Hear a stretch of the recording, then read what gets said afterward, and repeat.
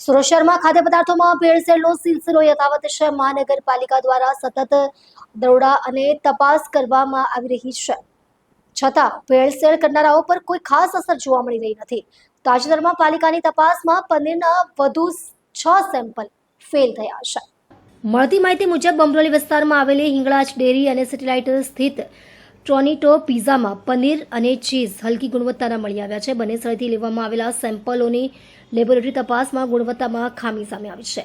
Food sample fail થતાં પાલિકા દ્વારા જવાબદાર તમામ વેપારીઓ વિરુદ્ધ કાયદેસરની કોર્ટ કાર્યવાહી કરવાનો નિર્ણય લેવામાં આવ્યો છે। અધિકારીઓએ જણાવ્યું કે ભેળસેળ કરનારાઓ સામે કડક કાર્યવાહી કરવામાં આવશે, જેથી નાગરિકોના સ્વાસ્થ્ય સાથે રમત કરનારાઓને સજા મળી શકે। શહેરના ખાદ્ય સુરક્ષા અધિકારીના જણાવ્યા અનુસાર આગામી દિવસોમાં વધુ તપાસ અને દરોડાની કાર્યવાહી હાથ ધરવામાં આવશે। નાગરિકોને અપીલ કરવામાં આવી છે કે જો તેમને ક્યાંય ખાદ્ય પદાર્થોમાં ભેળસેળની શંકા થાય તો તાત્કાલિક પાલિકાને જાણ કરે। JS Desai, food safety officer, Surat મહાનગરપાલિકા।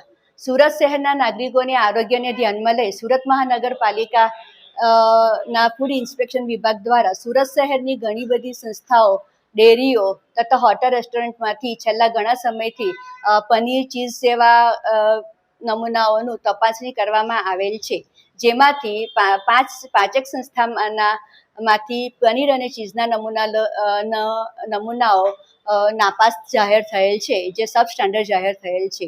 સદર સંસ્થાઓ જેવી કે હિંગળાજ ડેરી, બમરોલી રોડ, તેમાંથી fresh low fat paneer, Vesu city light ખાતે ટોનેટો પિઝા, જેમાંથી પનીર અને ચીઝના નમૂના, રેલવે સ્ટેશન સામે આવેલ ઓરેન્જ ઇન્ટરનેશનલ, સિફત ઇન્ટરનેશનલ રેસ્ટોરન્ટમાંથી લીધેલા મિલ્કુ મલાઈ ફ્રેશ પનીર, મિલ્કુ મીડિયમ ફેટ પનીરના નમૂના તથા ભાગ્યલક્ષ્મી ડેરીમાંથી હોળી બંગલા માંથી પનીરના નમૂના લઈ તપાસણી અર્થે મોકલવામાં આવેલ, જે નાપાસ જાહેર થયેલ છે, જેમાં બીઆર રીડિંગનું પ્રમાણ, ફેટનું પ્રમાણ તથા